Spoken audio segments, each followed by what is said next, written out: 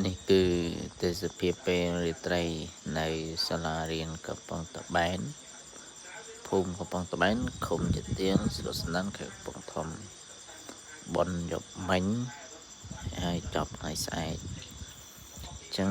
ដោយថតពីលើដ្រូនថតពីដ្រូនពីវត្តទៅសាលាឆ្ងាយដែរអញ្ចឹងអត់ហ៊ានថតទៀបទេដោយសារទីមួយយប់អញ្ចឹងអាចឆ្លាច់ប៉ះខ្សែភ្លើងមួយក៏មេឈើអញ្ចឹងទៅអាចធ្លាក់អញ្ចឹងក៏រៀងខ្ពស់ហើយគឺថតពីលើអាកាស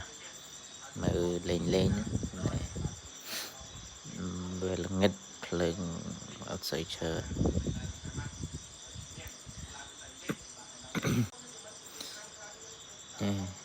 គឺមានតែប៉ុណ្ណេះខុសឆ្គងជាស្លាយរៀនបញ្ចូលសំឡេង